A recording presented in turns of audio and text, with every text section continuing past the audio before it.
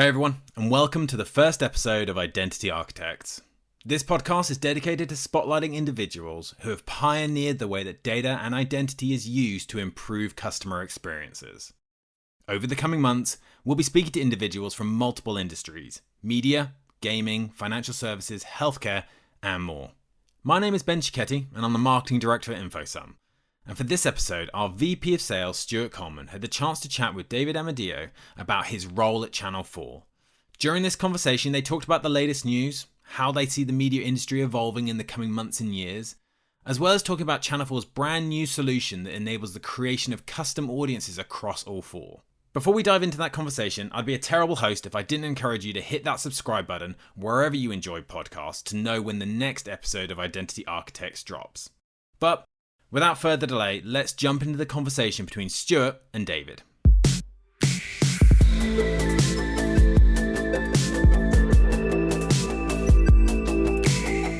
Hi everybody, and welcome to the Identity Architects podcast. Really pleased today to be joined by David from Channel 4. I've known David for some time and really looking forward to speaking to him and hearing more about his kind of life in the world of identity. David, it'd be great if you can start by giving us a quick intro to you, what you do at Channel 4 and kind of your history a little bit, if that's okay.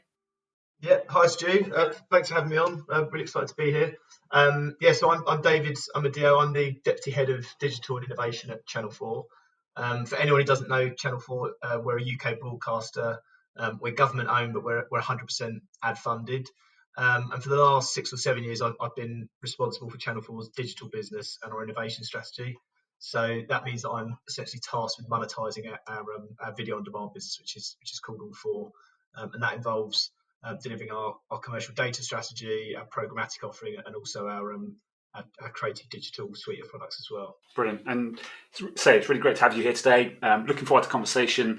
We're going to try and cover a whole bunch of different things. There's a lot going on in the identity space right now, and I'm really looking forward to your kind of thoughts and insights. But in terms of kind of a good place to start, let's talk a little bit about what's going on in the news. Obviously, the news is dominated by some of the changing kind of privacy landscape and some of the approaches and the role of identity and what kind of different solutions are going to be available and ways of working, etc. So any kind of thoughts or feelings or opinions on what you're hearing right now?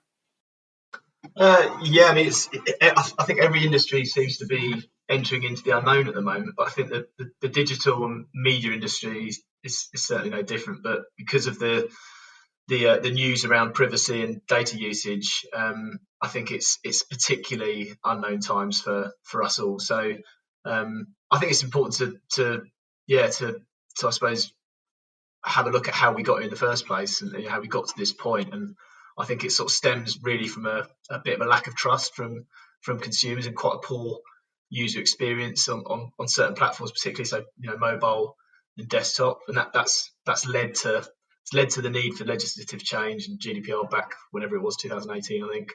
But that's also meant that the tech companies and the advertisers and the publishers are now having to wean themselves off of third-party cookies. So there's a need for this change. It's happening for a reason, and what will happen is the big talking point, I suppose.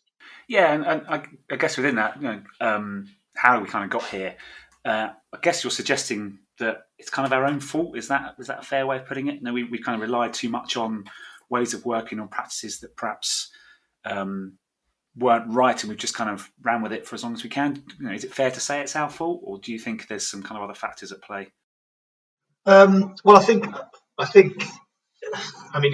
it's become what it's become because it's possible, and now I think there has been a bit of trust, as I mentioned, lost from consumers. So there's a need to tidy things up, I think, and there's a need to evolve and change. I personally think that what is happening is actually a really positive thing for consumers and for publishers in the long run. I think over the next sort of 1 to 2 years, we're going to see publishers really have to focus on getting users logged into their platforms, and that means they're going to have to up their game. They're going to have to focus on producing better content, because there needs to be that value exchange. So I don't think unless you've got that value exchange, people aren't going to necessarily log into your platform. So I think that's a positive thing in the long run, but it's causing quite a stir, obviously, for this adjustment period. Yeah, some fairly fundamental change. I mean, I completely agree with you. I think the trust thing is a really key point, and we've either lost that trust or perhaps haven't worked hard enough to gain that trust, and it's going to be really interesting to see how that plays out. And we're going to talk a little bit as we move through about kind of Channel 4's approach to how it talks to its consumers and how it kind of messages some of the wording and some of the ways it talks about data usage. So we'll get to that, but I think Channel 4 is probably a good example of where they're working really hard to build trust. But like I say, we'll kind of get to that. In terms of kind of the world as it is today and the news that we're seeing around, whether it's Apple ATT, whether it's Flock from Google, etc. What are some of the approaches that you're seeing and hearing about and kind of leaning into in the market at the moment? Yeah, there's obviously a number of different approaches that we're seeing. I think they kind of fall into two camps. So there's the data sharing route, if you like, or there's the data matching route. So there are essentially the universal ID solutions that are in play. So where you take an ID and it's created, and then you use that to track users across the different publishers. There's lots of different variations of that, from different vendors. I think this solution suits a lot of advertisers, suits a lot of publishers, or some publishers at least. But I personally think that I'm not sure it is necessarily the best thing for consumers in the long run, because it essentially recreates the same problem in a slightly different way.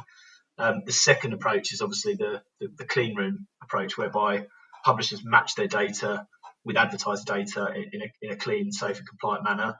And for me, this provides a much cleaner alternative because there's no data that's being passed from one side to the other. There's no risk of leak there. So that's the route that we've gone down. Yeah, and that makes sense. And clearly, I'm a fan of that approach. But kind of broadly, we're starting to see in the press some kind of different views and opinions on whether, say, things like Flock, so that kind of cohort model, is a good idea or not. And you've got the Guardian coming out this week and saying that they probably aren't going to engage with it. You've got New York Times saying they definitely are, and they're going to run some trials on it. Do you think publishers? Do you think the driving kind of factor for publishers there is about protecting revenue and protecting kind of the status quo, or do you think they're genuinely trying to kind of create the right solution? You talked about trust and trust being the most important thing. Do you think these solutions are aimed at creating better trust, or are they just about finding kind of workarounds and alternatives? I think it's probably more the latter. Initially, I think that a lot of publishers currently don't have the luxury of lots and lots of first party logged in viewers. So you can understand why there'll be certain solutions on the table that provide an alternative to third party cookies, and that still ring fences revenue and the ability to track users across the internet from one publisher to the other. I think long term, as I said, I do feel that we are just recreating the same issue, but in a different guise. So I think we've got to be really careful of that. We're very good at that as an industry, aren't we? It's a strong suit of ours. Yeah, and I think when there's legislative change, I think rather than finding a loophole in it, it's better to look at what led you to that change in the first place and actually try and evolve and make things better for the long term. Yeah, absolutely. So in that kind of that world, and obviously Channel 4, you've done a really great job of building a really strong logged-in audience, authenticated audience that puts you in a really kind of great position to address some of these challenges moving forward. And I imagine it's really exciting times for you. But kind of stepping out of that world for a little bit and just looking more broadly at the role of media owners in this world where there's pressures on all sides, whether it's regulatory, whether it's to do with solutions that the likes of Google are bringing to bear, whether it's the changes that Apple are enforcing. From a media owner point of view, if you were in perhaps a slightly less fortunate position of having less kind of authenticated audiences, what are kind of the critical things that you as a media owner would you want to focus on? Which things do you think really matter for media owners right now? I think producing better content and making your content stickier and more attractive is the most important thing. I think what's become really clear is that we need, as a media owner, you need to appeal to consumers and make your environment as attractive as it can be, so that they do ideally log into your environment, and you can then track them, within your environment. But I think where there is a reliance on just tracking users across the internet, I think that's now a challenge. Yeah, that makes sense, and that is a wholesale shift for many in kind of the way that they think, isn't it? So that's going to be, I think, really interesting to see over the next kind of 12, 18 months how that plays out, and who succeeds and who finds it more challenging. So yeah, definitely going to be interesting. Obviously, we talked earlier about trust, and hearing you talk about creating better environments, better content, etc. It leads to kind of building trust and building that kind of value exchange. So how does Channel 4 go about kind of communicating and messaging to its consumers, to its logged in members around data, around the use of data, around the practices that you kind of adopt? Yeah, so we've been asking viewers to log in for a while now. About 10 years ago, we first started that process, and we made it mandatory in 2015, I think it was. And we're really clear about why we ask users to log in, and we have a viewer promise that we make to them. We produce collateral and videos, and make sure that they have access to these, so they understand why we're asking them to do this. And the reason that we ask them to do this is quite a simple one. It's to make their viewing experience more seamless and more relevant for them. So both in terms of the editorial content that we serve them, and also the ads that we serve them as well. So when we ask people to log in, we ask them for 5 pieces of information. We ask them for their name, email, their age, gender, and location. And that allows us to have a single view of that user, regardless of the device or platform they're on. So that gives them lots of functions that they wouldn't otherwise have if they weren't logged in. And in addition to that, we know what they're watching, we know how they're watching it, we know where they're watching it, and that lets us make recommendations to them in terms of content. It also allows us to build more effective forms of ad targeting, which makes their advertising experience more relevant as well. So these are all aimed at being genuine benefits to the viewer and making their viewer experience better. Yeah, and I've seen some of your kind of messaging as a Channel 4 subscriber myself. So it is positioned and produced in a way that's really clear and really accessible, and I think that's great, and all power to you for doing it. And how important do you think that type of communication is going to be moving forward for kind of the broader ecosystem? It's quite hard to talk about data and privacy to the general population, but it is important to do it. Do you think media owners have to improve the way they do that generally? I mean, perhaps talk to some of your experiences on sites other than your own. And how do you feel that message is put across? And do you think that there is room for evolution there? Yeah. In short, absolutely. I think that consumers need to be talked to in just normal language is the first thing that we learn, rather than gobbledygook. And I think hiding that information and that message in a dark place on your website is also not what you want to do. You want to be really transparent and open with consumers, because going back to why we got here in the first place, it's all about trust. So we've used talent to do it. So when we first produced a kind of viewer promise, we got Alan Carter to communicate with our viewers in quite sort of comedic, but in just layman's terms. And then more recently, we've used Simon Bird from the Inbetweeners to narrate. Again, just being really simplistic and letting people know why we need their information and their data and what we're doing with that data, and just making sure that they're served that, and it's there and it's available. So I think other publishers probably need to do more of that. It's something that we've kind of led the way at in the broadcaster world, but I think it's even we can improve on that still, I think, and make it even more of a kind of overt message to consumers. Yeah, and I guess there's also an argument there to say that if we all get better at it, then the cumulative effect of us all talking to our consumers better probably helps us all anyway. If you're hearing a positive and proactive message on one property, that can translate to an understanding on another property. So it's probably in the industry's entire interest to kind of work fairly collaboratively on this, but that's probably quite difficult to achieve. But perhaps a nice idea, nice ideal.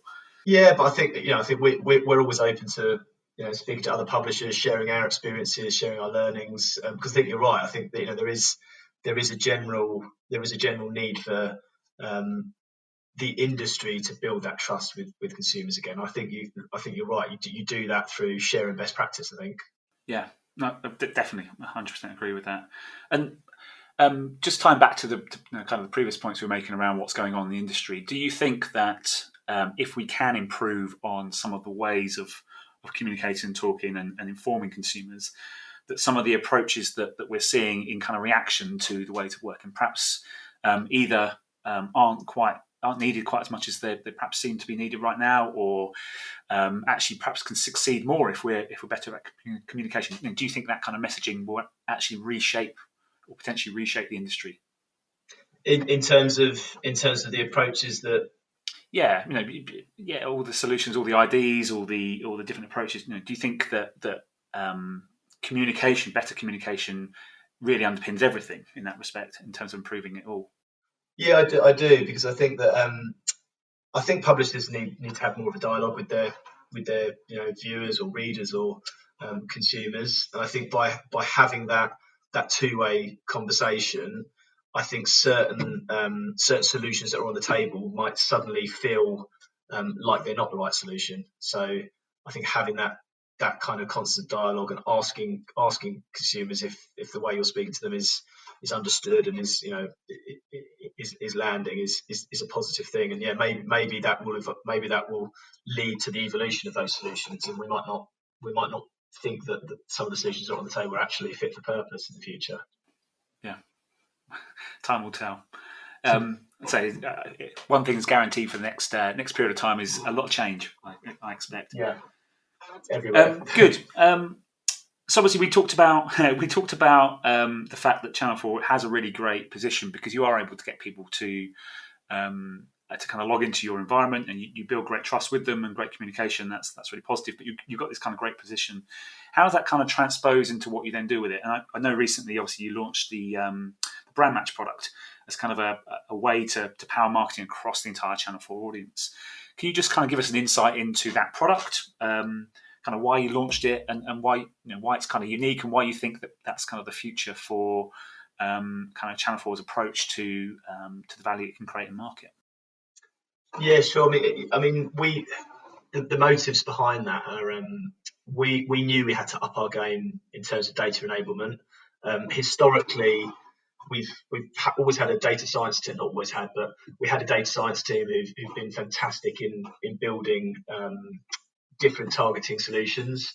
So they essentially make sense of all the data we have. And historically, we've delivered kind of 3 targeting products. So contextual, which is what people are watching, comedy, drama, etc. Demographic, so who people are, their male, female, age, etc. And then we also had interest categories as well. So we used a panel to survey people and then build interest segments such as fashion or tech, which we then use lookalike modeling to scale those out.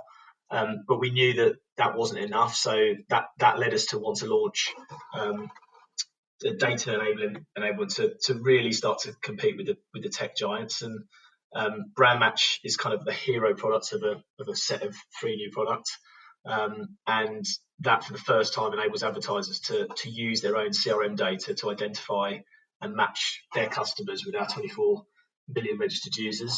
There are 2 kind of fundamental use cases.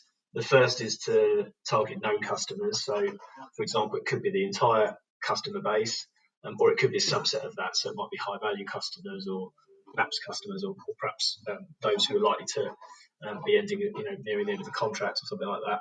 The second use case is to suppress audiences, so to target everyone except customers, to build new customers for advertisers. And it's the way that this works that's been most attractive to the market. I mean, you're probably better at talking about that bit than me, but because your tech's enabled it. But, I hope so. But I mean, I can happily give you kind of our version of how the ecosystem works. But that's been the real suppose, attraction from us as a publisher, but also from advertisers in terms of how that match process works. Yeah, and how has the response been? I mean, we've seen some results recently of some of the work you've been doing with some brands, and that looks really positive. But generally, how have kind of brands reacted to both the product and the potential that it offers, but also the solution that underpins it? Yeah, it's been exceptionally received by the market. I mean, it's the first time that this has really been enabled in the TV world in this manner. So it's landed really well with advertisers. We've seen some incredible results as well. So we conducted quite a lot of research with the launch partners that we had aboard. So we've seen a number of different categories engaged. So anything from sort of supermarkets through to banking, e-commerce, fast food, home improvement. Lots and lots of different categories have been using the product. And I think the fact that we kicked it off with a big piece of insight really helped to hook other advertisers in. So we worked with MTM, who I'm sure some of the listeners might be familiar with, and they conducted a number of brand uplift studies, which had fantastic results. We saw salience scores shift by over 50%. We saw consideration scores shift by over 30% when compared to kind of just standard targeting segments, and more recently we're testing attribution as well. So that's a massive draw to advertisers who are looking for more direct response campaigns as well. So I think all of those things are really acting as hooks for advertisers, and the way that the process has been streamlined has helped as well, because we're trying to make this, and you guys will be brilliant at this as well, we're trying to make this as simple as possible for advertisers, so it's not a long drawn out process to match data and go through compliance and that side of things as well. Yeah, absolutely, and that's always a fun process, but it's been a good journey so far by the sounds of it, which is great. I mean, and generally hearing you talk about it and obviously knowing about it from a relationship with you, it just seems a really great way of working, leveraging and being able to utilize knowledge that you have on your customers to create really positive experiences across media owners with those brands, but doing it in this kind of privacy safe, kind of non-movement of data way. It just sounds really logical, and I'm not surprised that the brands have engaged with it. It's really, from our side, really exciting to see that it also delivers great results. We're always confident that it would, but hearing you talk about that and knowing that it actually provides really great value for the brands and for you using it is great to hear. So, thank you for sharing. No, pleasure. I mean, and we're really trying to build a kind of body of case studies now as well. So, the ambition is to have case studies across all the different categories, so that advertisers can see those and hear from the advertisers themselves rather than us. Yeah, good. So I have to confess, I am slightly jealous because I've always been a big fan of TV advertising. I think it's a great medium, and I always enjoyed particularly kind of the 80s and 90s storytelling that you did with ads. So that's a kind of a thing that I love, and therefore slightly jealous of you. But it was okay. I wanted to ask you a few quick fire questions just about your career and your kind of experiences, and just get you to give us kind of a quick short answer to each one, if that's okay. Yeah, sure. Good. Right. What was your earliest memory in TV advertising? Well, I'm a child of the 80s, so I think that was a very rich period for TV advertising. So some of my best memories still date back to some of the 80s ads, to be honest. So you definitely don't look like you're a child of the 80s. Oh, thank you very much. Lucky it's a podcast, there they can all believe you. But yes, I mean some of the sort of Carling Black Label ads still ring loudly in my head, and I remember the Hamlet ads as well, back when you could advertise tobacco on telly. Yes, they stand out. But probably my favourite ever TV ad was Nike's first ever move into football, their Kick It campaign. I don't know if you remember that one, but it brought together a lot of my passions at Arsenal. Well. Ian Wright and A Tribe Called Quest. So what's not to like, unless you support someone else. I do, but I appreciate it anyway. But it was really the kind of golden age of storytelling, wasn't it? There was some really great ads from that period, and I could sit and watch them forever. But then perhaps I need to get out more. Cool. What was your first job in either TV or advertising?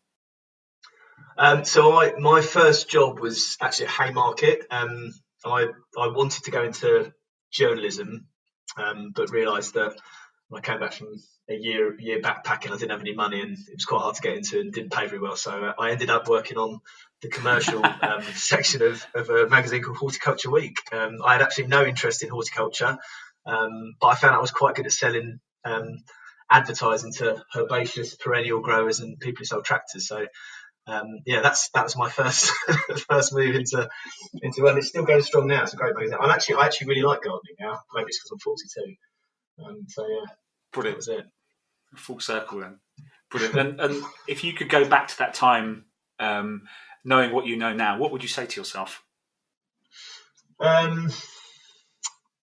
Don't be afraid to make a few leaps into different parts of the industry. I think I was reasonably brave and moved about a bit, and put myself outside of my comfort zone. But I think the more you do that in this industry, the better, the more you learn. So yeah, I'd probably tell myself to do that, and also maybe buy lots of Bitcoin when it first comes out. Yeah, definitely. I think we'd all do that, wouldn't we? Good. We've obviously talked today about the industry, and we've highlighted some of the challenges that are going on and some of the kind of evolution of the space. But for a lot of people in advertising and the advertising industry, it is something that we enjoy doing. It's a passion. So, what do you love about the industry? And what do you love about what you do right now? Lots of things. It sounds like a bit of a cliche, but I'm genuinely very charmed to work with such a smart and talented group of people, both those above me and below me, and inside Channel 4 and outside of Channel 4 as well. And it really doesn't cease to amaze me how resourceful and adaptable the teams are. I think our response to COVID and the way the industry's responded to COVID, to not just adapt but also to thrive is incredible. And I think specifically to Channel 4, I'm very proud to work for an organisation that is genuinely a force for good. I think it's quite nice to be able to say that out loud and actually mean it. So yeah, that makes me happy every day. Yeah, I think that's great. It's been a challenging time, but it's great to see so many people and organisations really kind of step up and approach it in a really kind of positive way. So yeah, it's great to hear. We talked earlier about communication. We talked about how you talk to customers. The test that people always say is kind of the granny test of can you explain it to your granny? But kind of to play on that a bit, if you were to try and explain identity and the role of identity in advertising to a 10-year-old, how would you go about that? That's a tough question. Sadly, I think the 10-year-old could probably explain it better than me in this day and age. Probably be more in the Quite day. possibly. I'd probably say you are a very important person, and lots of companies want to sell you stuff and sell stuff to people like you. And in order for them to do that, they need to make sure that you are actually who they think you are, before they can talk to you and communicate on the media you consume. And they can do that in two ways. They can either guess who you are by looking at stuff they think they know about you, like you like chocolate or you like football, or they can make 100% sure that you actually are who you are by knowing your name or email address. Which of those two do you think are better? And hopefully they'll say the second. Describing people that like chocolate and football, you just described me. Cool. So, two questions kind of roll into one. What keeps you awake at night, and what gets you motivated in the morning? What keeps me awake? Normally, my 1-year-old, and if not my 3-year-old, keep me awake at night. They also that's also the answer to the second question. Actually, they get me up in the morning as well. But I'm assuming you mean work-related stuff. Yeah, definitely work-related. Yes, I mean, there's lots of work-related stuff that sort of rattles through my head at night when I'm trying to sleep. But one of the main things is how, as a broadcaster, we can deliver more proof points to advertisers to show and to prove that TV and broadcasted video is the most effective use of their money. I mean, we're extremely confident that it is, and lots of advertisers are also confident in that fact. But I think we've got to be better at producing more evidence-based products. So that's what there's a real focus for us on doing that at the moment. And then the second question, what gets me up in the morning? It's probably just the breadth of work, the different projects that we're working on at the moment. So we're working on monetizing our social channels now as well. We're evolving our programmatic business, testing private marketplace soon, and we're also looking to evolve our data products further. So that breadth of work is really quite exciting. Yeah, definitely. Like I say, some really interesting times ahead for a whole bunch of reasons, and it's a great time, I think, to be in our industry. So I probably share your motivation. Good. 2 more questions from me. Final 2 questions. If there was a song that was the soundtrack to your life, what would it be? Oh God, no idea. Probably anything by David Bowie, Space Oddity, I'd say, or maybe the Gambler by Kenny Rogers. That's another one. Brilliant. All right, we'll go with those. So they're on repeat on your playlist, I take it. Yeah, too often. Good. And obviously, this podcast is all about individuals who have been involved with and pioneered new ways to kind of use data and kind of deliver better consumer experiences. So when you look at people that you admire in the industry, is there anybody that you would nominate for an interview around kind of identity architects and pioneers? I mean, I think it'd be great to hear from a client. I won't specify which client because they might get upset. But I think it'd be good to hear from an advertiser who'd gone through this process, so they could talk about I suppose what the benefits of doing it are, what the learnings and insight are as well, because that's the other area that we found quite fascinating is the level of reporting that we're able to offer advertisers through doing data matches is actually hugely valuable for sort of future campaign planning as well. So I think getting a brand on to share their perspective on identity and all the different solutions, but also their perspective on how they're using their data would be quite interesting, I think. Yeah, definitely. Good.